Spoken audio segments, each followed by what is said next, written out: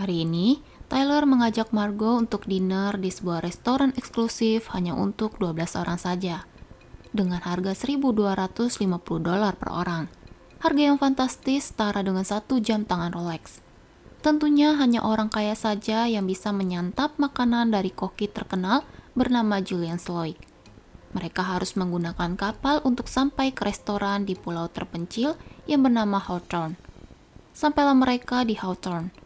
Pelayan yang bernama Elsa menyapa para tamu. Namun ketika di bagian Tyler, Elsa menyebut nama wanita lain bernama Miss Westerveld. Kata Tyler, jika Miss Westerveld tidak bisa hadir dan diganti oleh Margot. Elsa mengajak para tamu untuk berkeliling sebelum menuju ke restoran. Semua bahan makanan dipanen dan diternak sendiri di daerah tersebut. Mereka juga melewati tempat tinggal Sloig. Sampailah mereka di restoran. Para koki sudah sibuk untuk menyiapkan hidangan para tamu. Para tamu dilarang untuk memotret makanan yang sudah disajikan. Sloig melihat ke arah Margot dan Tyler. Tidak lama kemudian, makanan pembuka pun disajikan. Sambil menikmati makanan, para tamu saling berbincang. Tyler sangat menyukai dunia koki dan dia penggemar berat Chef Sloig. Karena Chef Sloig memasak makanan dengan seni. Sloig menyapa para tamunya. Saatnya untuk hidangan pertama. Menu hidangan pertama disebut dengan pulau. Karena disajikan seperti bentuk pulau yang dihiasi dengan bebatuan dan kerang. Lillian Bloom adalah seorang kritikus makanan. Dia mengomentari masakan Sloig. Menurutnya sekarang mereka seperti sedang memakan lautan. Margot memberikan makanannya kepada Tyler. Hidangan kedua pun siap disajikan, yaitu hidangan roti namun tanpa roti. Hanya selai roti yang disajikan di dalam piring. Para tamu pun kebingungan dan menganggap itu lelucon dan pertunjukan. Tapi mereka memang tidak diberikan roti. Sebagai gantinya, hanya diberi secari kertas yang bertuliskan tentang asal-usul roti yang seharusnya disajikan sebagai makanan mereka. Di saat tamu lainnya mengkritik hidangan itu, Tyler justru memuji makanan tanpa roti itu. Margot merasa aneh dengan komentar Tyler, tapi Tyler menjawab jika ini adalah konsep dari Sloig. Karena Margot tidak menyentuh makanannya, Tyler mengambil milik Margot, namun dia menyenggol gelas hingga pecah. Sloig mendatangi mereka dan meminta Margot untuk makan, tapi kata Margot, dia sendiri yang akan memutuskan kapan dia mau makan. Lalu Sloig pun pergi. Hidangan ketiga pun siap diberikan kepada para tamu. Sloig menyebutnya sebagai kenangan. Sloig memperkenalkan ibunya yang hanya duduk diam dalam keadaan mabuk. Sloig bercerita, ketika dia berumur 7 tahun, ayahnya pernah pulang dalam keadaan yang sangat mabuk. Pada saat itu terjadilah pertengkaran antara ayah dan ibunya. Ayahnya melilitkan kabel telepon ke leher ibunya. Sloig pun bertindak. Dia menusuk paha ayahnya dengan gunting dapur untuk menghentikan tingkah ayahnya. Itu adalah kenangan yang tidak pernah dilupakan oleh Sloig. Para tamu mendapat makanan taco dengan 1 ayam bakar dibungkus tortilla. Ketika tortilla dibuka, Lillian melihat sebuah gambar restoran yang dulu pernah diulas, namun restoran itu sudah tutup. Begitu juga dengan tamu lainnya. Mereka mendapat tortilla dengan gambar tentang masa lalu mereka. Anne melihat gambar Richard dengan seorang wanita, tapi Richard berkelit. Sedangkan George Dash, seorang aktor, mendapat tortilla di salah satu filmnya.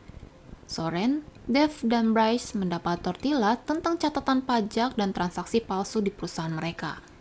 Mereka menanyakan hal itu kepada Elsa, namun Elsa tidak bisa memberitahu rahasia Sloig. Mereka pun berusaha untuk tetap tenang dan tidak peduli dengan masalah itu. Tyler mendapat tortilla berisi gambar dirinya pada malam ini. Margot mengatakan jika pihak restoran tidak boleh mengambil foto tanpa izin dan hendak melakukan protes. Namun Tyler melarangnya dan menyuruh Margot untuk diam. Tyler mengatai Margot bertindak seperti bocah dan membuat Margot kesal. Lalu Margot memutuskan pergi ke toilet. Di dalam toilet, Margot melihat koki membawa sayap malaikat. Lalu Sloig menyusulnya ke dalam toilet. Sloig menanyakan mengapa Margot tidak memakan masakannya, membuat Sloig tersinggung. Margot hanya menjawab jika dia tidak lapar. Slowick juga bertanya tentang identitas Margot. Kata Slowick, seharusnya Margot tidak berada di restoran ini. Para koki menyiapkan hidangan keempat. Slowick memanggil asisten koki bernama Jeremy. Jeremy akan menyajikan hidangan keempat bernama kekacauan. Slowick sedikit memberitahu tentang asal-usul Jeremy. Walaupun Jeremy koki yang baik, dia ingin menjadi yang terbaik dan mengalahkan Slowick. Slowick mengintimidasi Jeremy, dan saatnya Jeremy menyajikan hidangan karyanya yang membuat semua tamu panik dan dilanda ketakutan. Slowick menenangkan para tamu dan menyebutnya jika ini sebagai menu pertunjukan yang sudah mereka bayar. Lilian bersikap tenang dan menganggap itu hanya sandiwara, tapi tamu lainnya tetap panik. Mereka berpikir jika itu adalah kejadian nyata. Richard dan Anne ingin segera pergi, namun mereka ditahan oleh Elsa. Karena Richard memaksa, Elsa menyuruh penjaga dan koki untuk memotong jari kiri milik Richard. Di saat para tamu yang lainnya panik, Tyler tetap menyantap makanannya dengan tenang. Kemudian Margot diajak untuk berbicara dengan Slowick. Kata Slowick, jika menu dan daftar tamu malam ini sudah direncanakan dengan susah payah, tapi Margot tidak termasuk di dalam rencana itu, dan dia merusak semuanya. Slowick memberi pilihan kepada Margot apakah dia akan berada di sisi koki atau di sisi para tamu. Apapun pilihan Margot, mereka semua tetap akan mati sesuai dengan menu yang sudah diatur oleh Slowick. Para tamu berdiskusi untuk menyusun rencana agar bisa pergi dari restoran itu. Tiba-tiba Soren berniat untuk memecahkan kaca restoran, tapi tidak berhasil. Dia bertanya apa maksud dari Slowick. Slowick pun menjawab jika mereka diibaratkan sebagai bahan makanan. Slowick menyebut Lilian sebagai perusak nafkah orang lain karena ulasan-ulasan buruk tentang makanan yang diberikan oleh Lilian. Lalu Slowick beralih ke Richard. Richard dan Anne sudah 11 kali pergi ke restoran itu. Slowick meminta Richard menyebutkan satu menu yang terakhir mereka makan di sini. Namun mereka salah menjawab. Padahal setiap menu yang diberikan selalu dijelaskan oleh Slowick. Slowick kesal karena sebagai koki seniman, dia berusaha membuat para tamunya puas dengan makanan, namun tamunya tidak pernah merasa puas. Slowick menyebut jika ini adalah restorannya, tapi disela oleh Bryce. Kata Bryce, restoran ini bukanlah miliknya, melainkan milik Ferric sebagai investor. Slowick menganggap Ferric sebagai malaikatnya, tapi Slowick malah berniat untuk membunuh Ferric. Slowick sakit hati karena Ferric meragukan menu makanannya dan meminta pergantian. Itulah yang membuatnya menenggelamkan Ferric dengan kostum malaikat. Kemudian Slowick mengajak para tamu untuk keluar. Hidangan kali ini disiapkan oleh asisten koki bernama Catherine. Hidangannya disebut dengan kebodohan manusia. Catherine bercerita, 3 tahun yang lalu Slowick menggodanya, namun Catherine terus menolaknya. Tapi karena Slowick koki yang profesional, dia tidak memecat Catherine. Dan hari ini, Catherine membalasnya dengan menusukkan pisau ke paha Slowick. Slowick memberitahukan kepada tamu pria jika mereka diberikan waktu 45 detik untuk lari, lalu mereka akan dikejar oleh para staf. Slowick belum selesai menjelaskan, tapi Soren langsung lari. Diikuti tamu pria lainnya yang meninggalkan pasangan mereka. Tyler tidak berniat untuk lari, tapi Slowick memintanya untuk ikutan lari. Kemudian Catherine mengajak tamu wanita untuk masuk dan mencicipi hidangan ke-6. Semuanya memuji masakan Catherine dan membuat Catherine terharu. Felicity bertanya apakah mereka semua akan mati malam ini. Catherine menjawab iya, karena jika tidak, menu makanan ini tidak berarti. Catherine dengan bangga memberitahu jika ide gila ini berasal darinya. Akhirnya para tamu pria kembali dan semuanya berhasil ditangkap oleh para staf. Karena Ted menjadi orang terakhir yang tertangkap, maka dia mendapatkan makanan khusus. Kemudian di restoran, Slowick menghampiri Tyler. Dia bertanya apa alasan Tyler datang ke tempatnya. Tyler datang ke sana untuk mencicipi makanan Slowick. Slowick tahu jika Tyler punya pacar, tapi kata Tyler jika mereka sudah putus. Lalu Tyler menyewa Margot untuk menjadi teman kencannya karena restoran tidak menyediakan tempat untuk 1 orang saja. Walaupun Tyler tahu jika mereka akan mati malam ini. Margot kaget dan marah. Ternyata selama beberapa bulan, Slowick dan Tyler saling bertukar pesan. Tyler tahu banyak tentang makanan sehingga Slowick memintanya untuk memasak. Tyler terpaksa menuruti keinginan Slowick. Sebenarnya Tyler tidak bisa memasak, bahkan tidak bisa menyiapkan bahan makanan dengan baik. Jadilah masakan Tyler yang tidak enak dan kacau. Slowick membisikkan sesuatu kepada Tyler. Dengan perasaan sedih, Tyler pergi ke dapur. Lalu Slowick meminta tolong kepada Margo. Untuk hidangan terakhir, mereka membutuhkan tong besar.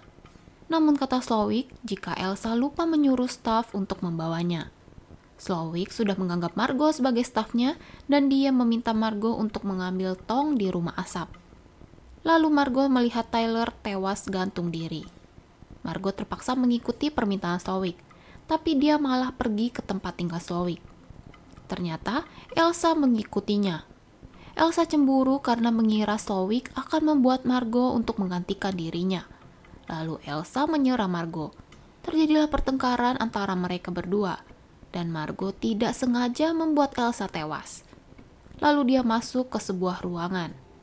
Di sana ada artikel tentang Slowick. Ketika muda, Slowick pernah menjadi koki pembuat hamburger. Margo melihat sebuah radio telepon.